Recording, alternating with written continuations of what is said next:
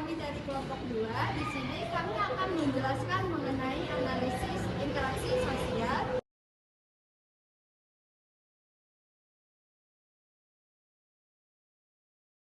Baik, saya akan menjelaskan pengertian dan fungsi dari interaksi sosial positif. Nah, untuk pengertian interaksi sosial positif adalah hubungan sosial antar individu atau kelompok yang bersifat membangun, saling mendukung, dan menghasilkan dampak yang baik bagi semua pihak yang terlibat. Nah, interaksi ini menciptakan lingkungan yang harmonis, kerjasama, dan kesejahteraan sosial.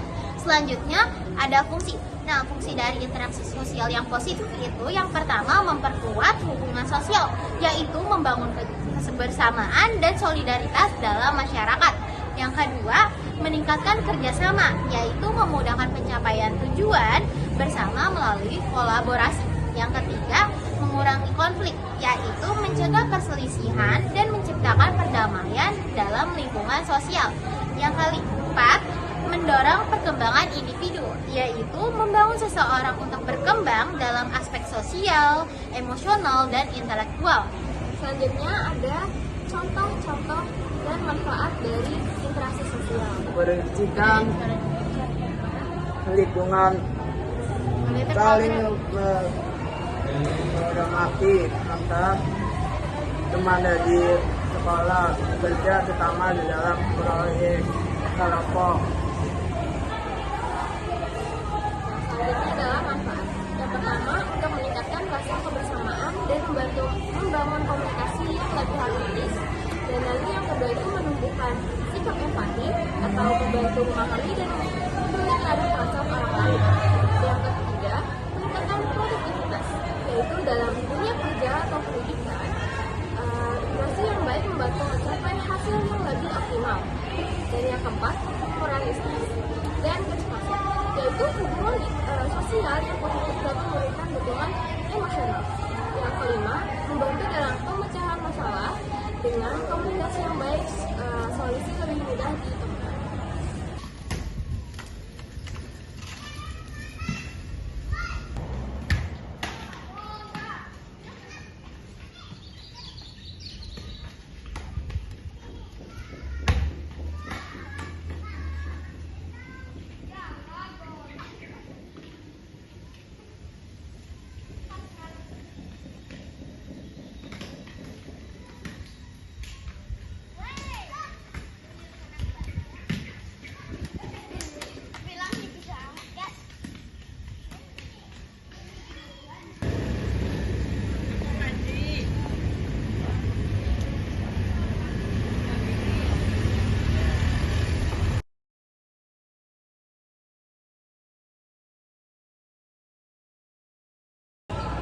Interaksi sosial negatif adalah interaksi antar individu dan kelompok yang memiliki konsekuensi negatif seperti konflik, kekerasan, diskriminasi, atau penolakan. Fungsi interaksi sosial antara lain yang pertama yaitu mengungkapkan ketidakpuasan. Interaksi sosial negatif dapat menjadi sarana untuk mengungkapkan ketidakpuasan atau kekecewaan terhadap situasi atau individu tertentu. Yang kedua yaitu mengubah status quo. Interaksi sosial negatif dapat memicu perubahan dalam struktur sosial atau politik. Yang ketiga, mengidentifikasi masalah. Interaksi sosial dapat membantu mengidentifikasi masalah atau ketidakadilan yang perlu diatasi.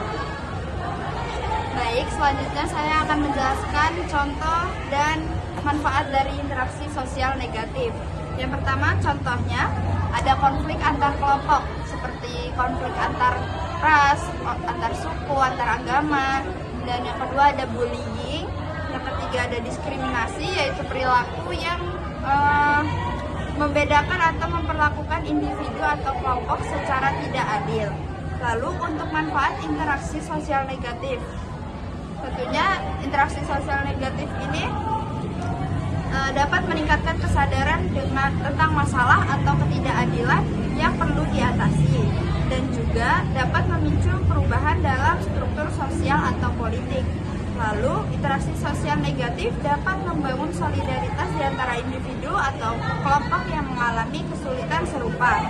Namun perlu diingat bahwa interaksi sosial negatif juga dapat memiliki konsekuensi negatif yang signifikan seperti kerugian emosional, fisik, atau material. Oleh karena itu, penting untuk mengelola konflik dan interaksi sosial negatif dengan cara yang konstruktif dan minimalkan dampak negatif. Sekian penjelasan dari kelompok kami. Mohon maaf bila ada kesalahan kata dan lain-lain. Wassalamualaikum warahmatullahi wabarakatuh.